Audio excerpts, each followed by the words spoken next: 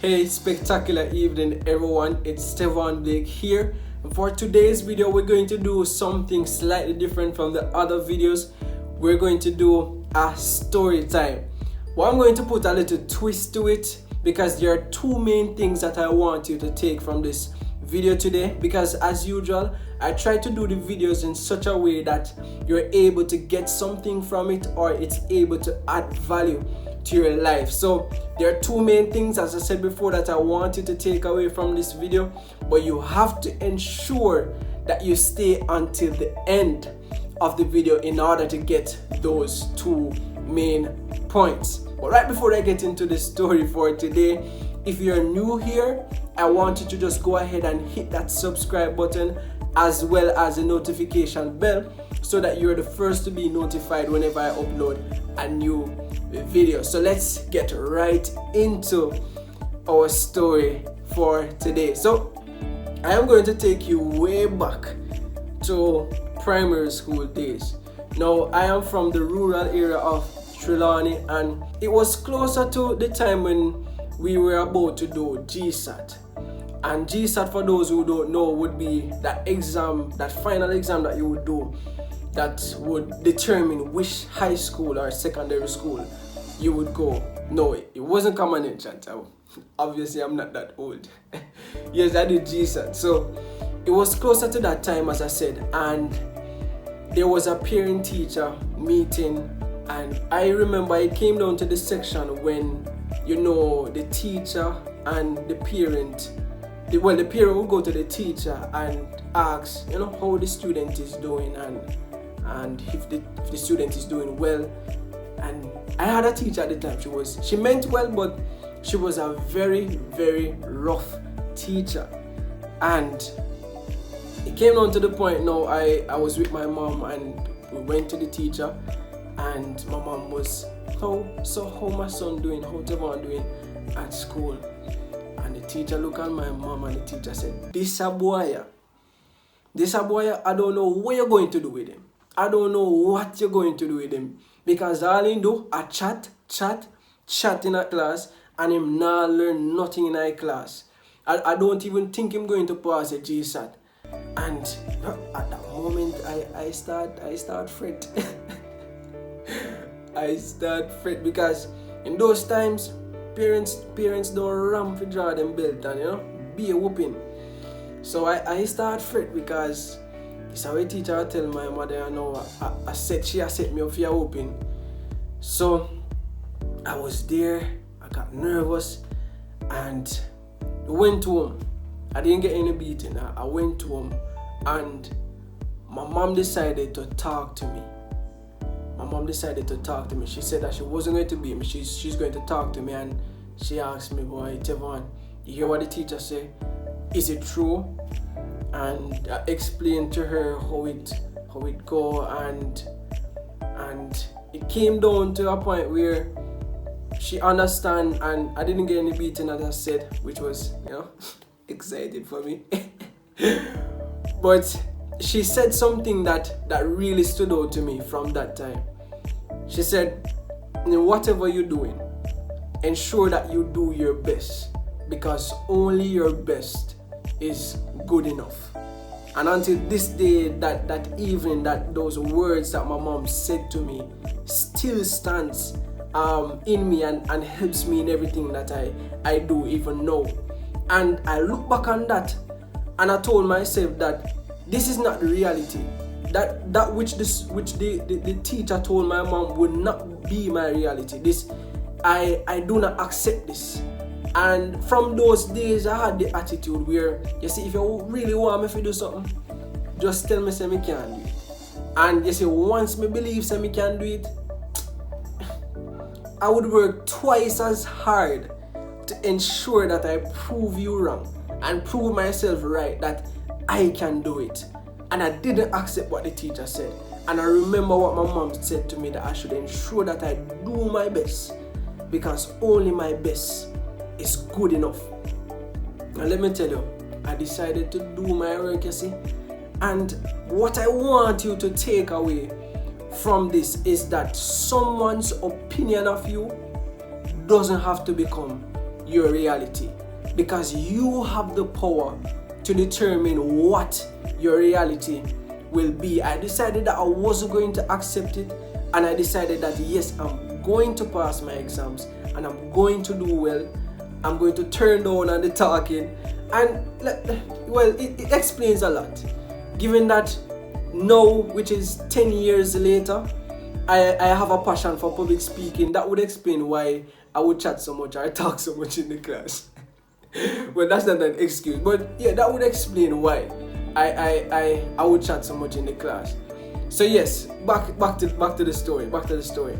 So I decided that I wasn't going to accept that reality, that negative thought, because I mean it, that I was going to pass those exams. And that's one of the things that I wanted to take, that there are people that are going to be in your life that they would speak negativity over your life. They will doubt you. They will say things that limits you and say, boy, you cannot do that, you cannot achieve that, or you're not built for that, you're not capable of doing that. But I want you to adapt to the attitude that you will determine what your reality will be, that you are determined to put in that extra work to ensure that you get or achieve the life or results that you want. So let them talk. Let them say what they want to say, but you ensure that you don't accept it and you continue to pursue your goals. Lisa Nichols puts it this way: other person's opinion of you is none of your business. And there's a Jamaican say that we always say, mind your own business. So since their opinion is not your business, don't mind their business. That's their business. Let them mind it. You ensure that, as my mom said, that you put your best foot forward, and you ensure that you put your best foot forward and put in the best work, the best effort, because at the end of the day, only your best is good enough. So you continue to push through. And fast forward to when I did the exam. And I did well, and I got my school of choice. And I remember the graduation of primary school, and I got my awards, and the ceremony was over. And I remember that very same teacher that told my mom that, I don't know what you're going to do with this boy. This boy not learning in class. I don't even know if he's going to pass the GSAT. That same teacher came back to my mom. I was in the presence of my mom at the time, and she said, congratulations, I know you're going to do it, I know you had it in you, And I look back at that moment and I said, what if I believed that what she said was going to be my reality? I wouldn't live. I wouldn't see the day when she congratulated me for my hard work. And so that is one of the things that I want us to also take from this, is that God sees the hard work that you are putting in. He sees what you're doing. He sees the greatness that He placed inside of you. And He knows that you're trying your best. So God will see that, and He will even allow the same persons who spoke negativity over life, God will allow those same persons to come back and congratulate you for doing the same thing that they said that you couldn't do.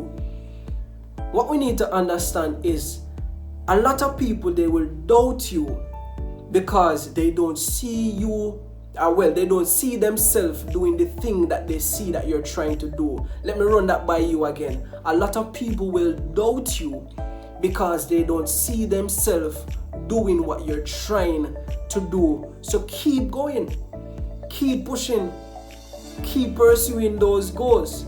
Yes?